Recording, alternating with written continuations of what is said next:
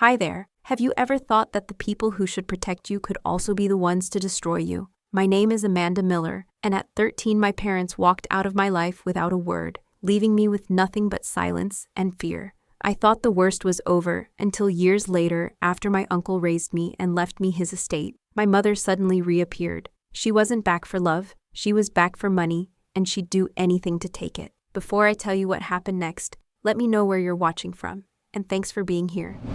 Let me take you back to when my life was normal. I lived in a modest ranch-style house in Lakewood, Colorado, with parents who seemed to love me. Dad worked as a mechanic at Johnson's Auto Repair on Colfax Avenue, coming home every night with grease under his fingernails and stories about the crazy cars he'd fixed that day. Mom worked part-time as a receptionist at Dr. Peterson's dental office, always smelling like that antiseptic they use, and wearing scrubs with cartoon characters on them. We weren't rich, but we had enough. Saturday morning pancakes that Dad would flip too high just to make me laugh. Summer camping trips to Rocky Mountain National Park, where Mom would burn the marshmallows on purpose because she knew I liked them that way. Christmas mornings with hot chocolate and cinnamon rolls, while we opened presents under our slightly crooked tree that Dad insisted on cutting down himself every year. But there were signs I was too young to understand. The hushed arguments behind their bedroom door that grew more frequent as I got older. Mom's mysterious girls' nights out that started happening every weekend.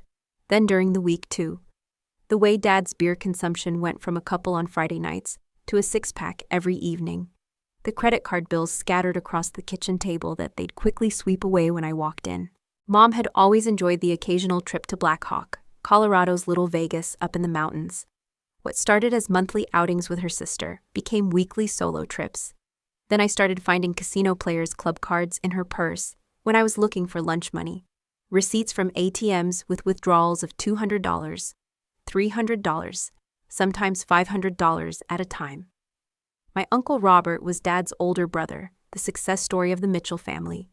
He'd show up for birthdays and holidays in his silver BMW, always wearing crisp button-down shirts and bringing me books instead of toys.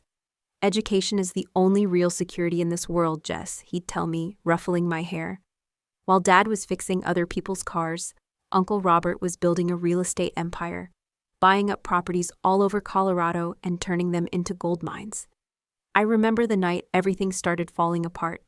I was supposed to be asleep, but their voices carried through the thin walls of our house. Mom was crying, begging Dad for more money she'd lost again. This time it was bad, really bad. "Sarah, we don't have it," Dad was saying, his voice strained. "I've already borrowed against the truck. The credit cards are maxed out." "You don't understand," Mom sobbed. "These people don't mess around, Mike. I owe them $12,000. $12,000 might as well have been $12 million to our family."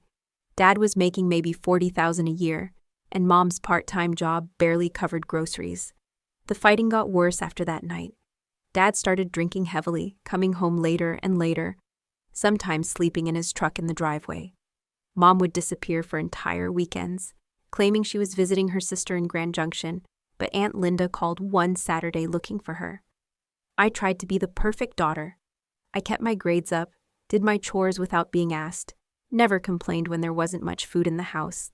I thought if I could just be good enough, everything would go back to normal. Kids always think it's their fault when their world falls apart.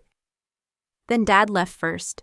It was a Tuesday morning in July, right before my 13th birthday. I woke up to find his closet empty and a note on the kitchen counter. "Can't do this anymore. Sorry, kiddo. Take care of your mom." Just like that. 26 years of marriage and 13 years of being my father, reduced to 11 words on the back of a gas station receipt. Mom tried to hold it together for exactly 6 weeks. I counted. She'd get up, go to work, come home, microwave dinner, and we'd watch TV in silence. She stopped going to the casinos, or at least she stopped talking about it. I thought maybe Dad leaving had shocked her into getting her act together. I was wrong. The day that changed my life forever was a Monday in September, the first day of 8th grade. I'd set my alarm the night before, laid out my clothes, packed my backpack with fresh school supplies Mom had somehow scraped together money for. I was actually excited about starting middle school, about having different teachers for different subjects, about maybe joining the drama club. I woke up that morning to complete silence. No coffee brewing, no shower running, no morning news playing softly in the kitchen. The house felt hollow, like all the air had been sucked out of it.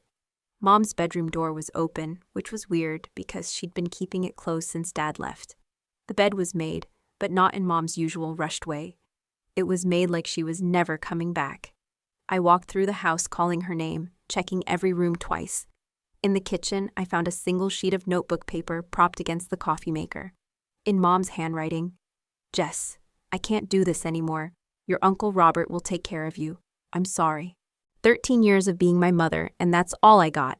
22 words. I called her cell phone 47 times that day. I know because I counted each unanswered ring, each transfer to voicemail, each time I hung up without leaving a message because, what do you say? "Hi, Mom, it's your daughter that you abandoned. Call me back?" I didn't go to school that day, or the next. I sat in that empty house eating cereal for breakfast, lunch, and dinner, waiting for someone to come home. Anyone. On Wednesday, Mrs. Henderson from next door knocked on the front door. She'd noticed that no one had taken in the mail or newspapers for 3 days. "Where are your parents, honey?" she asked. Her face creased with concern. I told her they were out of town. I was 13 and terrified that if I told the truth, they'd put me in foster care, or worse. What if Mom came back and I was gone? Mrs. Henderson didn't buy it.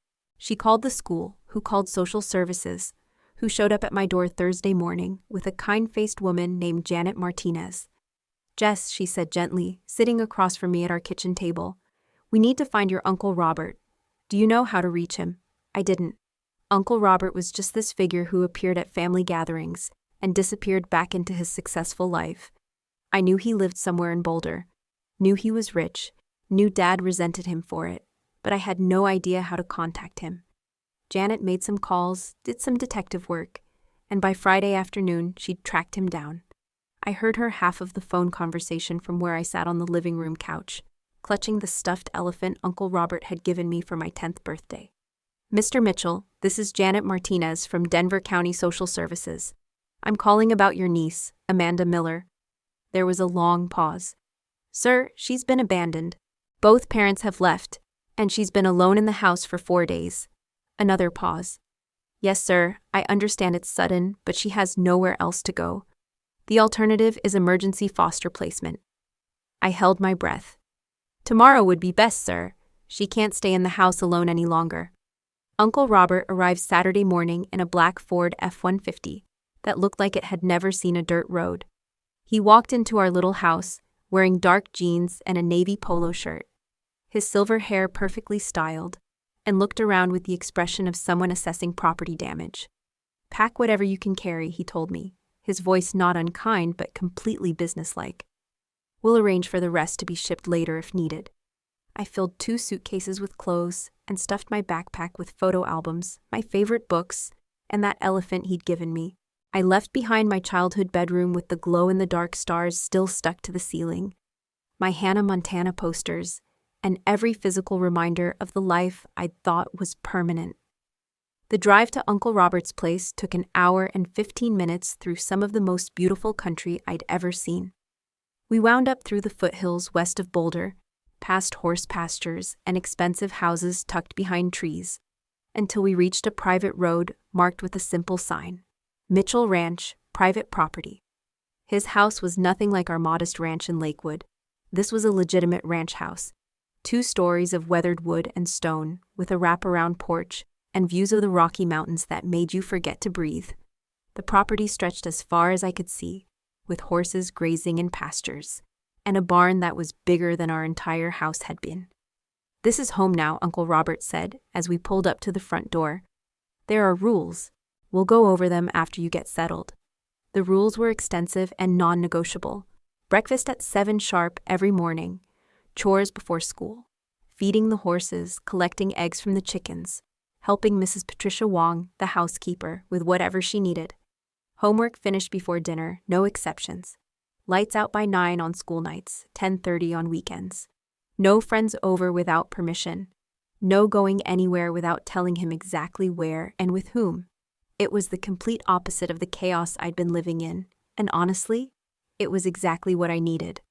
Uncle Robert didn't try to replace my parents or pretend we were going to have some heartwarming family bonding experience. He treated me like a business project. Identify the problem, implement solutions, measure progress. The problem was that I was a traumatized 13-year-old with abandonment issues and below-grade level math skills. His solution was structure, high expectations, and zero tolerance for self-pity. Your circumstances changed through no fault of your own, he told me one night when I was crying over a failed geometry test. But your response to those circumstances is entirely your choice. You can use this opportunity or waste it. The decision is yours. But I should warn you, I don't invest in lost causes. It wasn't the warm comfort I wanted, but his blunt pragmatism somehow steadied me.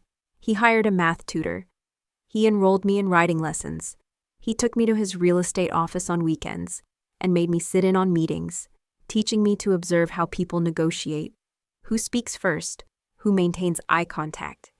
Business is just human psychology applied to commerce, he'd say. Learn to read people, and you'll never be poor. The transformation didn't happen overnight. It took months before I stopped jumping every time the phone rang, thinking it might be Mom calling to explain. It took a year before I stopped checking the mailbox every day for a letter that never came. It took 2 years before I stopped scanning crowds in shopping malls. Sure, I'd glimpsed Mom's profile or Dad's distinctive walk, but Uncle Robert never wavered. He was there every morning at 7 sharp for breakfast. He attended every parent-teacher conference, every school play, every awards ceremony. When I got my driver's license, he bought me a used Honda Civic and made me work at the ranch all summer to pay for the insurance. When I decided I wanted to study business in college, he helped me research schools and fill out applications. You're not going to state school, he said, when I showed him my acceptance letter to University of Colorado, Denver. You're going to Northwestern. You got in. The scholarship covers most of it, and I'll handle the rest. That's too much money, I protested. Money spent on education is never wasted, he replied. Besides, you'll pay me back by not turning out like your parents. College was everything Uncle Robert promised it would be. I studied business and marketing, made friends who came from stable families, learned about wine and art and how to network with people who could change your life with a handshake. I spent summers working at Uncle Robert's company, learning every aspect of the business from property acquisition to tenant management. When I graduated with honors, Uncle Robert was there in the crowd. And for just a moment, the pride in his eyes looked almost paternal. I moved back to the ranch after graduation and officially joined Mitchell Properties as marketing director. We made a good team, his experience and connections, my fresh ideas and energy. The company grew, and so did our relationship. We developed a comfortable routine, 2 independent people sharing space and occasional meals, working toward the same goals. I dated occasionally, but Uncle Robert had strong opinions about the guys I brought around. That one's not serious about his career, he'd say, or he's intimidated by your success. Usually he was right. Then 2 years ago, everything changed. Uncle Robert started getting tired more easily, losing weight, complaining of stomach pain he dismissed as stress from a big commercial deal we were working on. When he finally went to the doctor, the news was devastating. Pancreatic cancer, stage 4, prognosis poor. We all die, Jess, he said when I broke down in the doctor's office. The only variables are when and how we use the time before that happens. He approached his illness the same way he approached everything else, with discipline and determination. He continued working as long as possible, gradually transitioning more responsibilities to me. We had lawyers draft new documents, updated his will, made sure I understood every aspect of the business. In his final months, something surprising happened. The walls Uncle Robert had maintained between us for 13 years started coming down. He began sharing stories about his childhood with my dad, about the choices that had led to their different paths, about his regrets. I never married because I was too selfish, he told me one evening as I helped him with his medication. Too focused on building wealth to build a family. Then you showed up and suddenly I had something more important than money to worry about. The night before he died, he gripped my hand with surprising strength and said, "You were the daughter I never let myself imagine having. Taking you in was the best decision of my life." He passed away peacefully in his sleep 8 months after the diagnosis. The funeral was small, business associates, a few longtime employees, Mrs. Wong, and me. I stood at the graveside, realizing that this man who'd never once told me he loved me had shown it every day for 13 years. The grief was overwhelming. The ranch felt enormous and empty without his presence. I'd catch myself saving articles I thought would interest him or listening for his voice calling me to look at something outside. But I kept the business running exactly as he'd taught me. It was the best way I knew to honor his memory. 3 weeks after the funeral, I got a formal letter from James Patterson, Uncle Robert's attorney for over 20 years, requesting my presence for the reading of the will. The appointment was set for Tuesday at 10 a.m. at his downtown Denver office. I assumed it would be just me, and maybe some business partners or charities Uncle Robert had wanted to include. I drove downtown wearing the navy blue suit Uncle Robert had insisted I buy for client meetings. The one he said made me look like someone people would trust with their money. Patterson's office occupied the entire 15th floor of one of those glass towers that make Denver look like a real city instead of just a big town with mountains. His personal office was all dark wood paneling and leather furniture that had probably cost more than my first car. "Amanda," he greeted me warmly, shaking my hand with both of his. "Robert spoke of you constantly. He was incredibly proud of what you've accomplished." We made small talk for a few minutes about the business, about how I was handling the transition. Then Patterson glanced at his watch and said, "We're waiting for one more person before we begin." I figured it was probably the accountant or maybe the property manager from the Vale development. I was flipping through a copy of Forbes, not really reading, when the door opened. Time stopped. Standing in the doorway was a woman I'd convinced myself I might never see again. My mother. She looked different. 13 years different. Her blonde hair was now a carefully maintained platinum shade, cut in a style that belonged on someone 20 years younger. Her face was tighter than I remembered. Definitely some cosmetic work done. She wore a black dress that screamed expensive and designer heels that clicked against Patterson's marble floor. But it was her smile that made my stomach drop. That same practiced smile she'd used on Dad when she needed money for emergencies. "Jess," she said, her voice exactly as I remembered but somehow softer, like she was talking to a child. "Oh my God, look at you. You're so beautiful, so sophisticated." I stood up on legs that didn't feel entirely stable. She moved toward me with her arms open, and I found myself accepting an embrace that felt like hugging a stranger who happened to smell like my childhood. "Mom," I managed to say, the word feeling strange in my mouth. "I know this is a shock," she continued, stepping back to look at me. "I saw Robert's obituary in the Denver Post. I've been keeping tabs on the family from a distance. Keeping tabs, from a distance, for 13 years. Please, both of you, have a seat," Patterson interjected diplomatically. "We should begin." As we settled into the leather chairs facing Patterson's massive desk, my mother, Sarah, I reminded myself, she'd lost the right to Mom a long time ago, kept talking. "I live in Phoenix now," she said, as if we were catching up at a coffee shop instead of meeting for the first time since she'd abandoned me. "The dry climate is better for my health.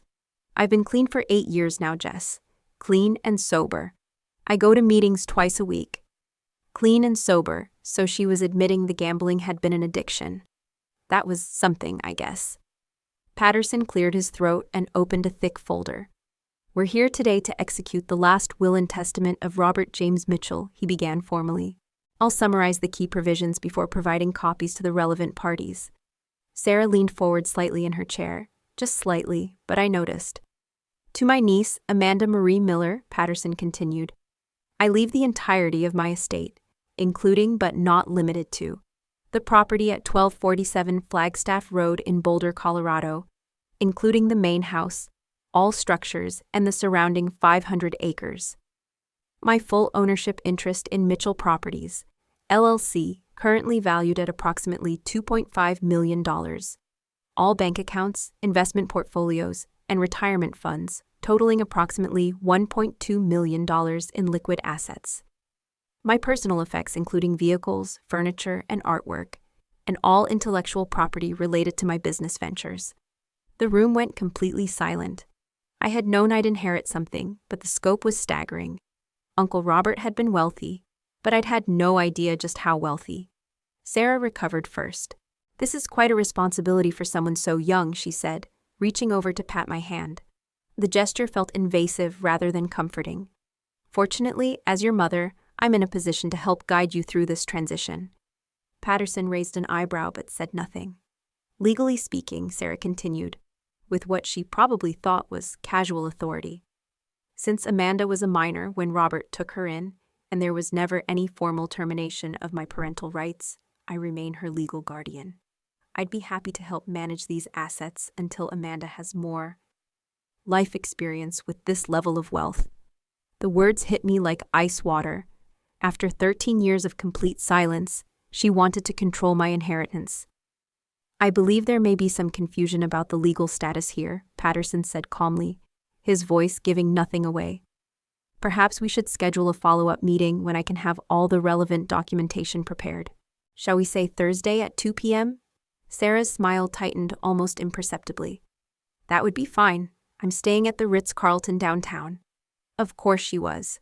Perhaps we could have lunch before that, Amanda, to catch up properly. There's so much to talk about. Before I could respond, Patterson stood. If you'll excuse us, I need a few moments with Amanda to discuss some immediate business matters. Sarah hesitated, clearly reluctant to leave without securing her position. She gathered her expensive purse and stood. I'll call you tomorrow morning, sweetie, she said, handing me a business card with her phone number written on the back. We have 13 years to catch up on. The door closed behind her with a soft click, and I collapsed back into my chair. She can't really have any legal claim, can she? I asked Patterson. The lawyer's expression was grim. Your uncle anticipated this possibility, he said carefully. But I need time to organize his documentation properly. I think you should prepare yourself for a difficult conversation on Thursday. That evening, despite every instinct screaming at me not to, I called Sarah's number. Amanda!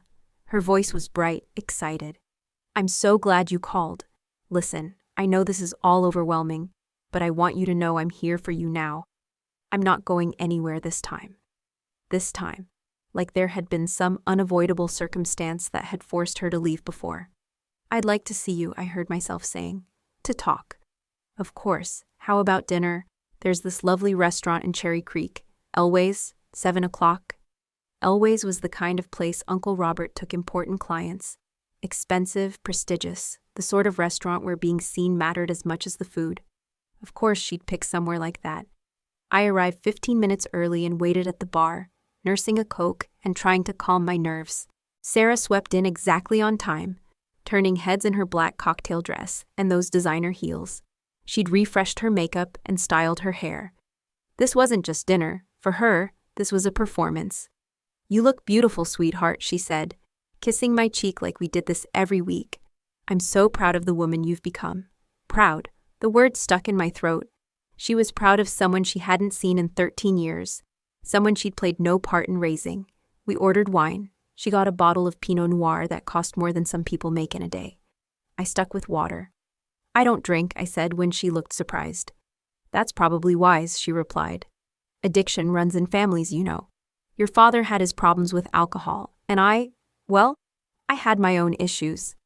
The first 20 minutes were filled with her talking about her life in Phoenix, her apartment with the pool, her job at a boutique hotel, her AA sponsor who'd become like a sister to her.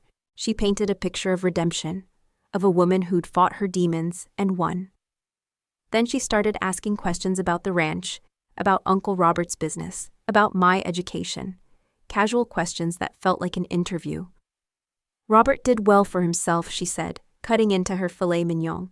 That property alone must be worth what, $3 million in today's market? I wouldn't know, I lied. The business too. Real estate has been booming in Colorado. You must be overwhelmed by suddenly having to manage all of that. I've been working with Uncle Robert for years, I said evenly. I understand the business. Of course you do, she said quickly. But there's a difference between helping and having full responsibility. The legal complexities alone. Estate taxes can be devastating without proper guidance. Here it came.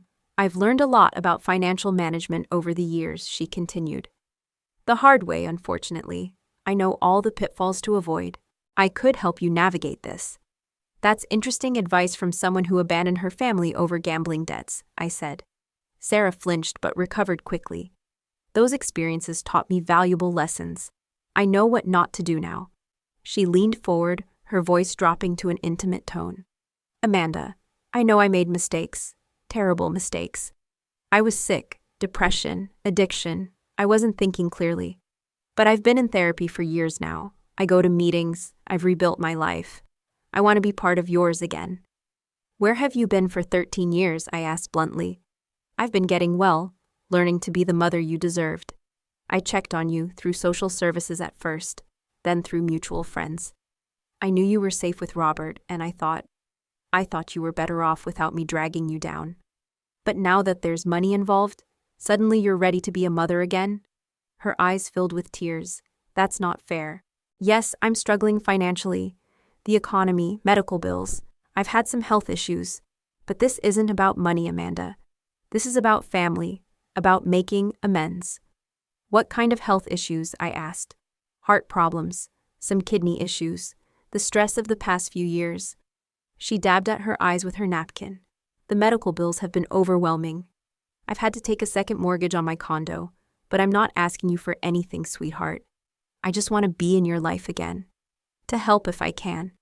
But there it was, subtle as a sledgehammer. The medical bills, the second mortgage, the financial stress.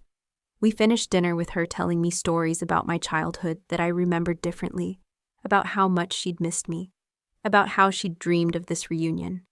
When the check came, she made a show of reaching for her purse before I waved her off. Thank you, sweetheart, she said. You're so generous, just like your uncle was. How would she know what Uncle Robert was like? She'd met him maybe 5 times in her life. As we waited for the valet to bring our cars around, she hugged me again. I know this is a lot to process, she whispered. But we're family, Jess. That has to count for something. Thursday's meeting with Patterson felt like preparing for battle. I arrived early and spent 10 minutes in my car reviewing the questions I'd written down. The things that didn't add up about Sarah's story. She was already there when I walked in, sitting in the same chair as before, but this time she wasn't alone. The man with her was younger than her, maybe 35 to her 46, with slicked back dark hair and the kind of smile that sold cars to people who couldn't afford them. Amanda, Sarah said, standing to embrace me again. This is Derek Thompson, my friend. Friend, right. Derek stepped forward with his hand extended. Amanda, I've heard so much about you. What an exciting time this must be. Patterson emerged from his inner office, carrying what looked like half a filing cabinet worth of folders. His expression was all business. Before we begin, he said, settling behind his desk, I should clarify something.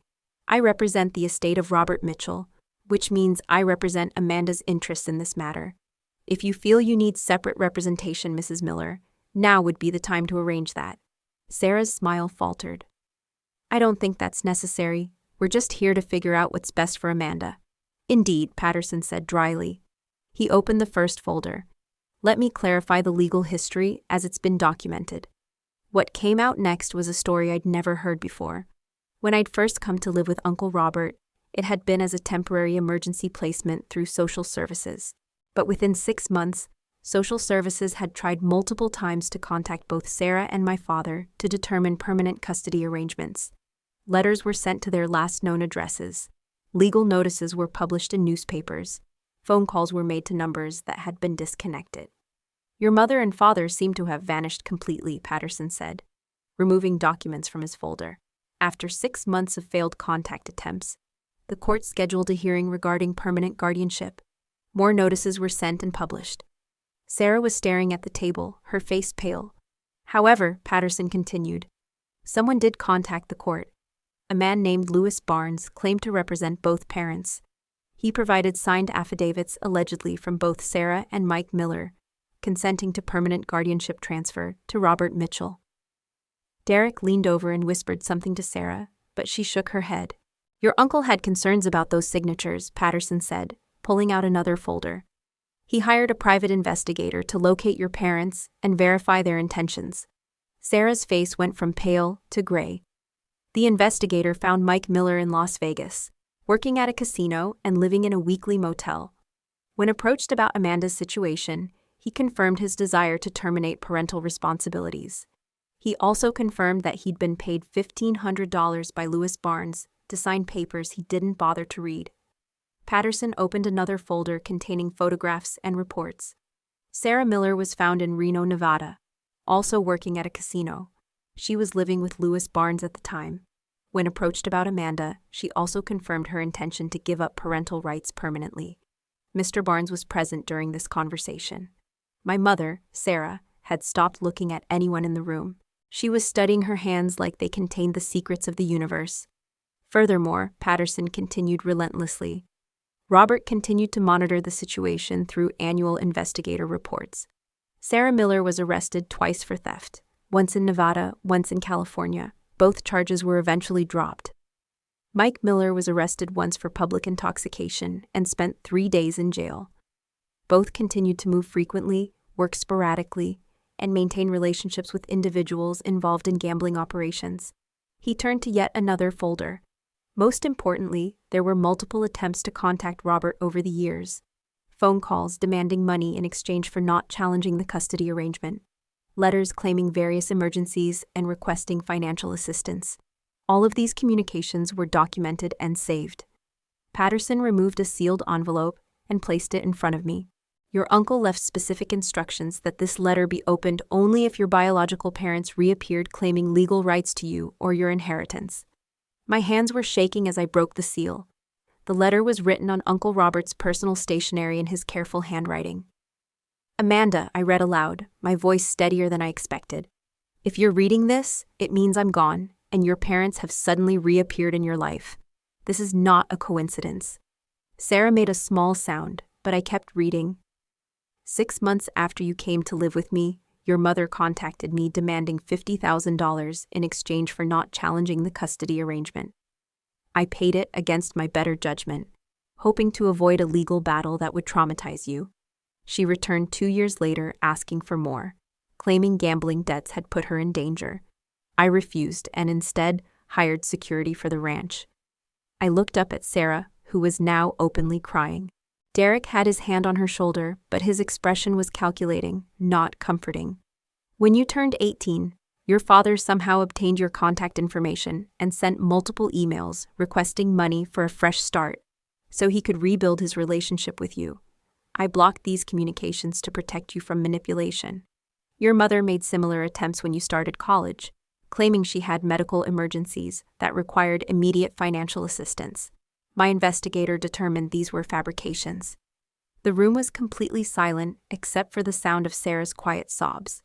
I have never told you about these attempts because I hoped they would eventually seek help and become the parents you deserved. That has not happened. They will likely approach you with emotional appeals, guilt, and threats. Please protect yourself. The documentation with my attorney will show a clear pattern of seeing you as a financial opportunity rather than a daughter they genuinely miss. I folded the letter carefully, my hands remarkably steady. There's more, but I think you get the idea. Patterson nodded. I have documentation of every contact attempt, every demand for money, every false emergency claim. I also have something else. He pulled out a final folder. The guardianship was converted to legal adoption when Amanda turned 16. She has been legally Robert's daughter for 10 years. You have no legal standing to claim guardianship or challenge this will in any way. Sarah looked up sharply. Adoption? But nobody told us. You were sent legal notices, Patterson replied calmly, multiple times, to your last known addresses and through newspaper publication as required by law. Your failure to respond or object within the legal time frame constituted consent. Derek finally spoke up. This is ridiculous. Those signatures were forged. We never agreed to any adoption. By whom? Patterson asked pointedly. And why would Robert forge signatures to adopt a child he was already successfully raising? The guardianship arrangement was working fine for everyone involved. I want to see my daughter alone, Sarah said suddenly, standing up. Without lawyers and threats. Just us. I don't think that's appropriate, Patterson began, but I held up my hand. It's okay, I said. Let's step outside. We walked out of the office and down the hall to a small conference room. Sarah closed the door behind us and immediately dropped the composed act she'd been maintaining. Amanda, you have to understand, she said, grabbing my hands. I was sick, really sick. Depression, addiction. I wasn't in my right mind. I thought you were better off without me. For 13 years? I asked. I kept tabs on you. I knew you were okay, that you were doing well in school, that Robert was taking good care of you. I thought if I tried to come back before I was ready, I'd just mess up your life again. But you're ready now? Right after Uncle Robert dies and leaves me money. Her face crumpled. I know how it looks, but I've been clean for 8 years. I have a sponsor, I go to meetings, I have a job. I'm not the same person who left you. What do you want from me, Sarah? The use of her first name made her wince. I want my daughter back. I want a chance to make amends, to be the mother I should have been. And the money, the medical bills you mentioned? The second mortgage? She looked away. I won't lie to you, I'm struggling financially. The recession hit everyone hard, and with my health issues. Look, I'm not asking you to support me. I just want us to be a family again. What does that look like to you? I asked. Being a family. I want to be involved in your life. I want to help you navigate this inheritance. Make sure you don't make the same mistakes I did. Maybe I could move back to Colorado. We could find a place together, start over. There it was.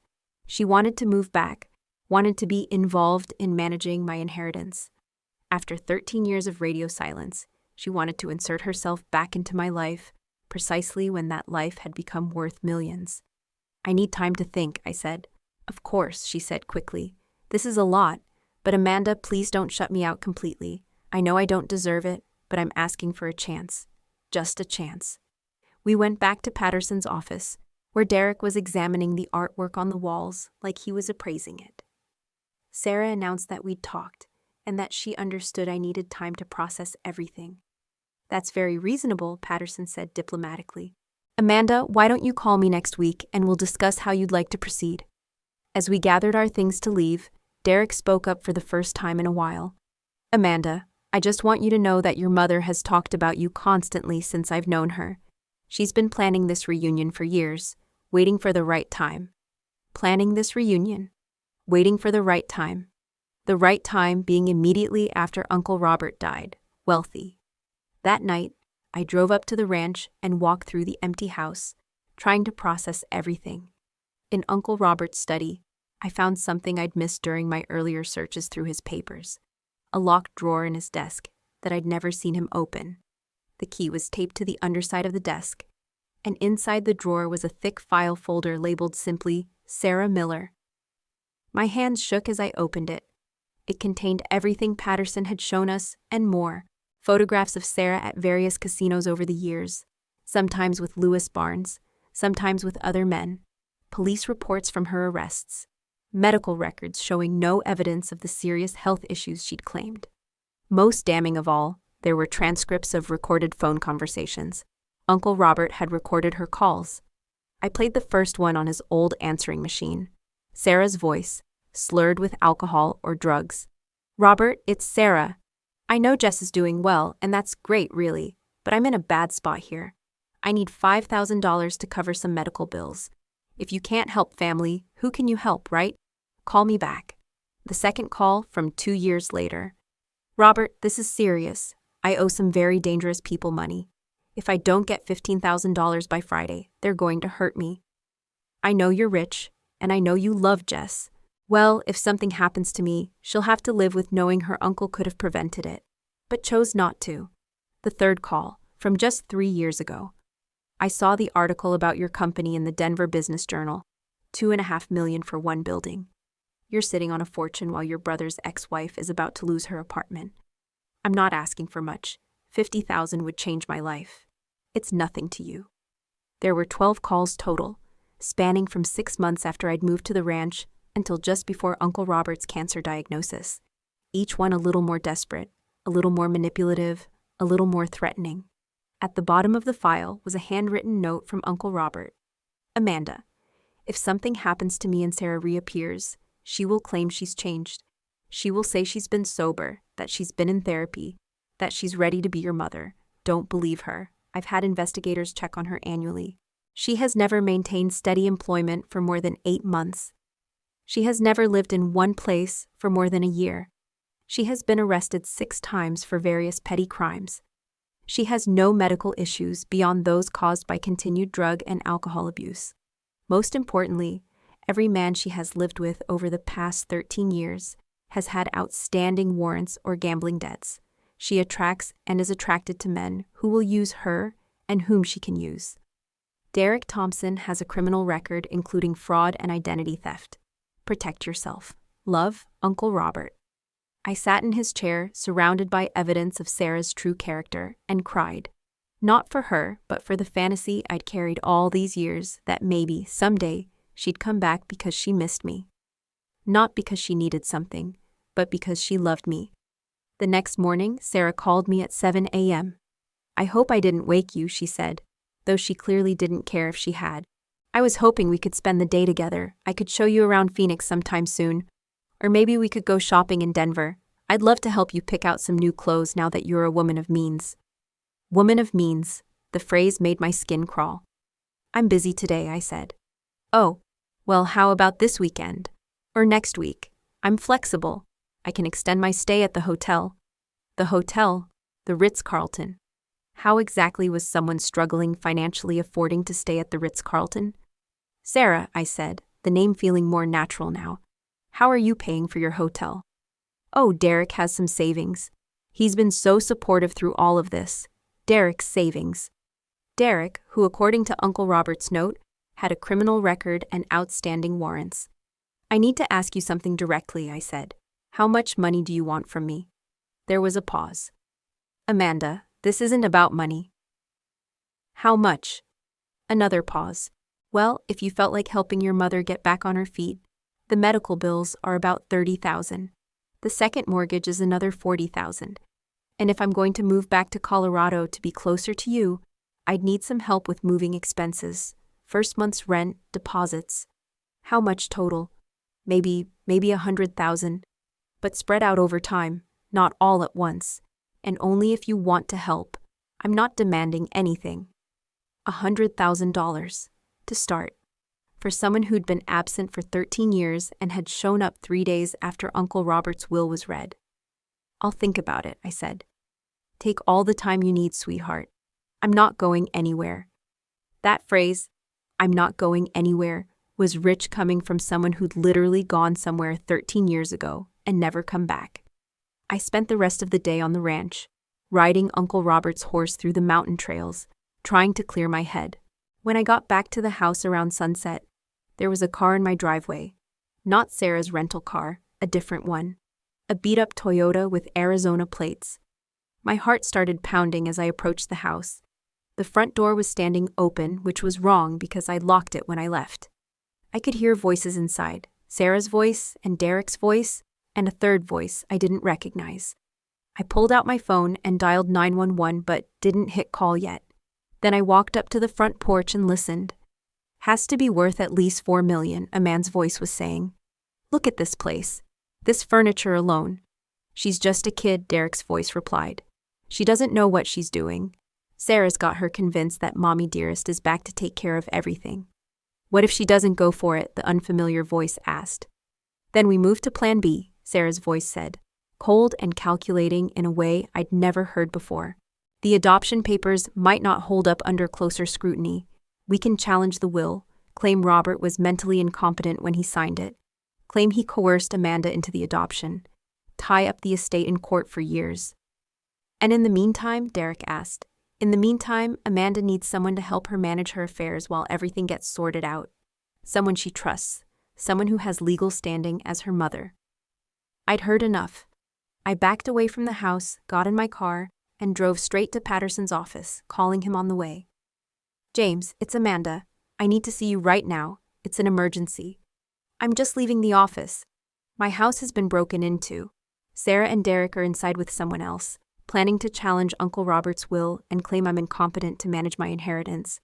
I'll be right back. Meet me in the parking garage. Don't go home tonight. Patterson was waiting for me when I arrived, along with a security guard from the building. We went up to his office and I told him everything I'd heard, everything I'd found in Uncle Robert's desk. We're calling the police right now, he said, reaching for his phone. Wait, I said. I want to confront them first. I want them to know that I know what they're really after. Amanda, that's not safe. These people have criminal records. I'll have the police there, but I want to face them.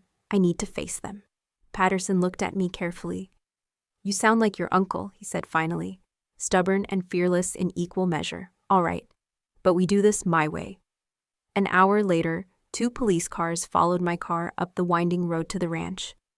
Sarah's rental car was still there, along with the beat-up Toyota, and now a third car I didn't recognize. The front door was still open. I could hear them moving around inside, talking loudly about which items would be easiest to sell quickly. I walked up to the front door with Officer Martinez right behind me. Sarah was in the living room, photographing Uncle Robert's art collection with her phone. Derek was in the kitchen, going through cabinets. The third man, who looked like he'd stepped out of a Criminals of America calendar, was loading electronics into a garbage bag. "Hi, Mom," I said loudly from the doorway. All 3 of them froze. Sarah's face went through several expressions in rapid succession: surprise, fear, guilt, and finally calculation. "Amanda," she said brightly, as if nothing was wrong. "I was just showing Derek and Tommy around the house. It's such a beautiful place. I hope you don't mind." I interrupted. "I mind that you broke into my house. I mind that you're stealing my belongings. And I mind that you think I'm stupid enough to believe you came back because you missed me." Officer Martinez stepped into view behind me, and all 3 of them went very still. "Sarah Miller," he said, "you're under arrest for breaking and entering." "This is my daughter's house," Sarah protested. "I have every right to be here." "You have no rights here," I said, my voice steady and cold. "You signed those away 13 years ago when you took money to abandon me. You're nothing but a stranger who happens to share my DNA."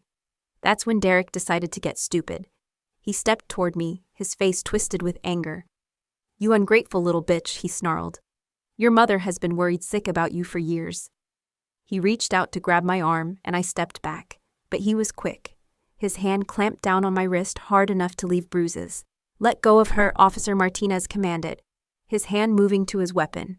Instead of letting go, Derek yanked me toward him. "You think you're so smart, don't you? You think you're better than us?" That's when he slapped me. Hard. Across the face with his free hand. The sound echoed through the house like a gunshot. What happened next happened very fast. Officer Martinez tackled Derek to the ground while his partner called for backup. Sarah started screaming that this was all a misunderstanding, that Derek was just upset, that family arguments shouldn't involve the police. Tommy dropped the bag of electronics and tried to run out the back door, only to find a second officer waiting for him. But what I remember most clearly is what Sarah did. As Derek was being handcuffed on my living room floor, as my cheek throbbed and I could taste blood from where my teeth had cut the inside of my mouth, I looked at her, I looked at my mother, and she looked back at me with no concern, no maternal instinct, no protective anger. She looked annoyed, like I'd ruined her plan. "This didn't have to happen this way," she said, as Officer Martinez read Derek his rights. "If you'd just been reasonable, if you'd just helped your family." "You're not my family," I said. Derek was charged with assault, breaking and entering, and theft. Tommy was charged with theft and had 3 outstanding warrants in Arizona. Sarah was charged with breaking and entering and conspiracy to commit fraud. Apparently, she'd been telling people in Phoenix that she was managing her wealthy daughter's estate. The story made the local news. Local heiress attacked by estranged mother's boyfriend in inheritance scheme. It was embarrassing, but Patterson said the publicity would actually help if Sarah tried to challenge the will later. "No judge wants to award money to someone who breaks into houses," he explained. I got a restraining order against all 3 of them. Derek was sentenced to 2 years in prison. Tommy went back to Arizona to face his other charges. Sarah pled guilty to a reduced charge and got probation, but she was banned from Colorado for 5 years. Before she left town, she wrote me a letter. It was delivered to Patterson's office because she couldn't contact me directly due to the restraining order. "Amanda," it read, "I know you think I only came back for money, but that's not true. I came back because I missed you and wanted to make amends. Derek convinced me that we deserved some of Robert's money because he kept us apart all these years. I see now that was wrong. I hope someday you can forgive me and we can have a real relationship." Patterson read it to me over the phone. "What would you like me to do with this?" he asked. "Throw it away," I said. 6 months later, I was finally starting to feel like the ranch was truly mine. I'd redecorated Uncle Robert's bedroom and turned it into a home office where I could work remotely when I didn't want to drive into Denver. I'd hired a ranch manager to help with the horses and property maintenance. Mrs. Wong had agreed to stay on as housekeeper and had become something like a surrogate grandmother, teaching me to cook Korean dishes and telling me stories about Uncle Robert's younger days. The business was thriving. We'd completed 2 major developments and had broken ground on a third. I'd hired 3 new employees and was considering opening a second office in Colorado Springs. Most importantly, I'd started the Robert Mitchell Foundation for Abandoned Children. It provided therapy, educational support, and transitional housing for kids aging out of foster care. The first residential facility opened in Denver, and we already had a waiting list. I'd also started dating Mark Stevens, a veterinarian I'd met at a conference about equine therapy programs. He was kind, stable, successful on his own merits, and completely unimpressed by my money. Uncle Robert would have approved. One evening, as I was reviewing foundation applications, Mrs. Wong knocked on my office door. "Miss Amanda," she said, "there's someone here to see you, a social worker from Denver County." My heart skipped a beat. Had Sarah found some new way to cause trouble? The social worker was a young woman named Amy Chen, and she was carrying a file folder. "Ms. Miller," she said, "I'm here about your foundation's application to become a certified placement facility for emergency custody situations." I relaxed. "Of course. Is there something wrong with our application?" "Not at all. Actually, that's why I'm here. We have a situation, a 13-year-old girl whose grandmother just passed away. She has no other relatives, and she specifically asked if she could be placed with the lady who started the foundation for kids like me." Amy opened her file and showed me a photograph of a girl with dark hair and serious eyes, who looked exactly like I had at 13. "Her name is Emma Rodriguez," Amy continued. "She's been living with her grandmother since her parents died in a car accident when she was 8. The grandmother had been planning to name you as a potential guardian in her will, but she passed away before she could finalize the paperwork. Emma has been following your story in the news and specifically requested placement with you if possible." I stared at the photograph, seeing myself in this girl's expression of guarded hope mixed with fear. "What would that involve?" I asked. "Emergency foster placement initially, with the possibility of permanent guardianship if both parties agree. Emma is an excellent student, no behavioral issues, very mature for her age. She just needs stability and someone who understands what she's going through." I thought about Uncle Robert, how he'd changed my life by simply showing up when I needed him most, how he'd given me structure, education, and most importantly, consistency. "I'd like to meet her," I said. Amy smiled. "I was hoping you'd say that. She's in the car." Emma Rodriguez was indeed 13, but she carried herself with the careful composure of someone much older. She walked into my living room and looked around with the same assessing gaze I remembered having when I'd first arrived at this house. "This is really beautiful," she said politely. "Thank you," I replied. "Would you like some hot chocolate? Mrs. Wong makes the best hot chocolate in Colorado." For the first time, Emma's composure cracked a little. "That would be nice." We sat in the kitchen while Mrs. Wong bustled around making hot chocolate and warm cookies appear as if by magic. Emma answered my questions about school, her interests, her dreams. She wanted to be a veterinarian, maybe work with horses. She loved to read. She was worried about keeping up with her classes during the placement process. "The thing is," Emma said finally, "I know you don't know me, and I know this is weird, but when I read about your foundation and what happened to you, I thought maybe you'd understand." "Understand what?" I asked gently. "What it's like when the people who are supposed to take care of you just don't." Her voice was steady, but I could see the pain in her eyes. My parents died, which wasn't their choice. But my grandmother's sister, who was supposed to take me if something happened, she said she couldn't handle a teenager. Just like that. Like I was a problem instead of a person. I saw myself in her so clearly, it took my breath away. "I understand exactly what that feels like," I said. "The social worker said you might let me live here while they figure out a permanent placement. I promise I'm not any trouble. I do my own laundry, I cook basic stuff. I keep my room clean. I won't mess up your life." "Emma," I said carefully, "what if the permanent placement was here, with me? Would you want that?"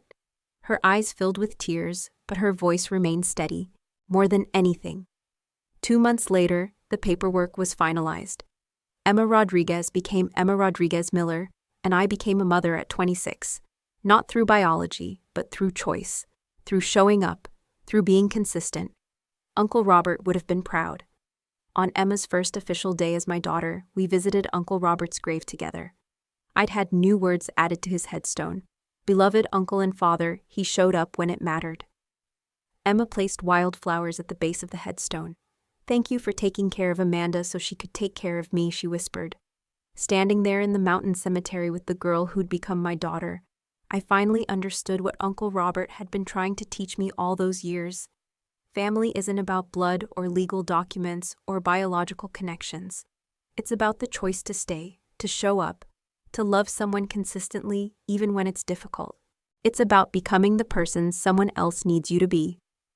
3 years have passed since Sarah's dramatic reappearance and equally dramatic exit from my life. Emma is now 16 and thriving. She's on the honor roll, co-captain of her school's equestrian team, and volunteers at the foundation's residential facility every weekend. She calls me mom now, and it never gets old. The foundation has expanded to 3 facilities across Colorado and has helped over 200 kids. We've prevented 17 suicides, supported 34 kids through college, and facilitated 12 adoptions. The work is hard, but it gives meaning to everything that happened to me. I married Mark last summer.